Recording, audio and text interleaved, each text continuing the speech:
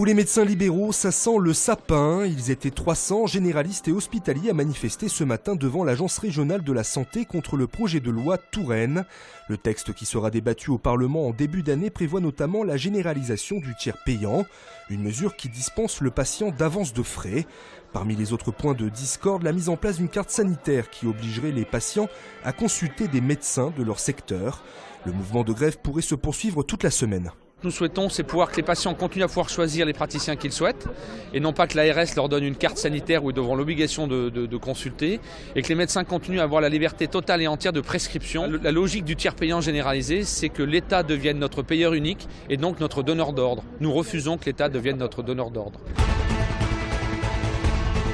Ce ne sera pas la peine de sortir votre carte vitale parce qu'on ne va pas l'utiliser. Ne plus prendre la carte vitale, c'est l'un des mots d'ordre des médecins libéraux, une manière pour eux de montrer leur opposition au projet de loi santé et la généralisation du tiers payant prévu pour 2017.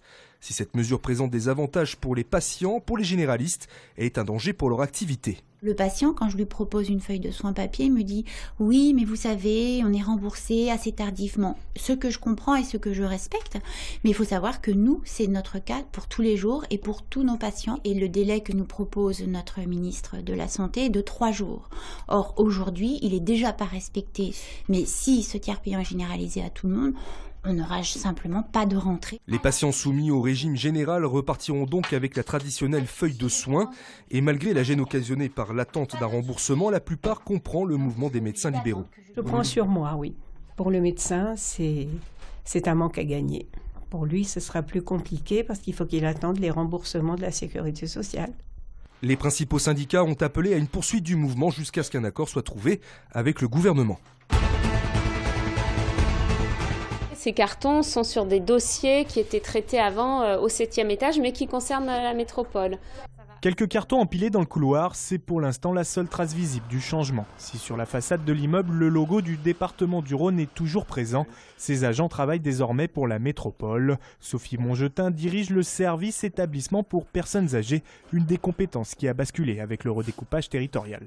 Même si c'est une petite révolution que ce passage, que ça soit une continuité et que ça n'ait pas d'incidence à très court terme ni pour les usagers, ni pour tous nos partenaires.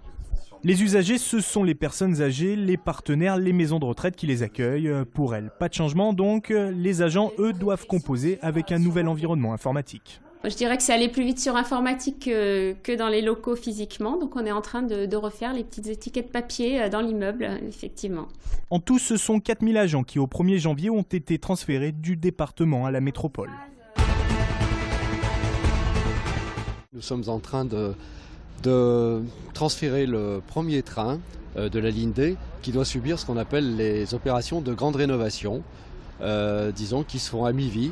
Image insolite d'un métro sur un camion. Ces rames de la ligne D partent par la route en convoi exceptionnel pour une grande révision dans des ateliers des Pyrénées.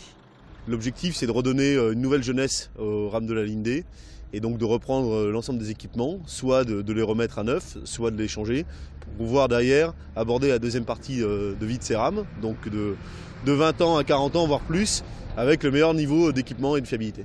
La rénovation de 36 rames de la ligne D coûtera 30 millions d'euros au Citral. Et puis, fini la couleur orange, elles seront repeintes en gris clair comme sur le reste du réseau.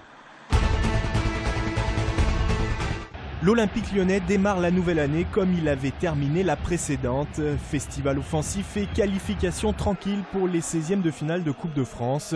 Les Lyonnais se sont imposés 3-2 face à Lens. Ils ont surtout plié la rencontre en une demi-heure grâce à leurs 2 leaders techniques, Fekir et bien sûr Lacazette. Ouverture du score du premier dès la 5e minute. Lacazette double la mise sur pénalty 10 minutes plus tard, inscrivant déjà au passage son 20e but de la saison. Autre événement, le premier but de Mouhamadou Dabo après 80 rencontres disputées avec l'OL. Le latéral qui revient en forme au meilleur moment puisque Bédimo a rejoint le Cameroun pour disputer la CAN. En fin de match, les Lensois ont eu une réaction d'orgueil, sans conséquence cependant.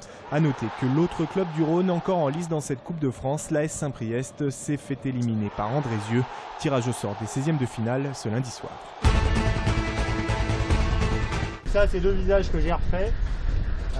Qui n'existaient plus, les mains exactement. Et là je suis en train de travailler sur l'ange qui intercède auprès de la Vierge Marie. C'est le monsieur statue de la basilique de Fourvière.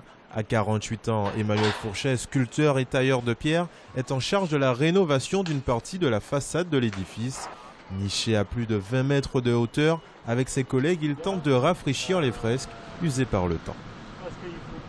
Moi, je refais les visages, j'essaie de leur donner un petit peu de vie et de matière pour que ça soit lisible. Voilà. Après une expérience de 4 ans aux États-Unis, Emmanuel Fourchet revient en France au début des années 90.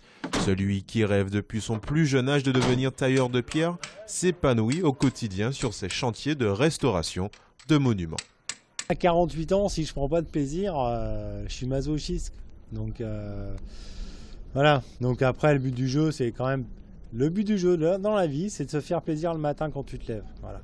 La livraison de la nouvelle croix de Notre-Dame de Fourvière réalisée par Emmanuel est prévue pour mars 2015.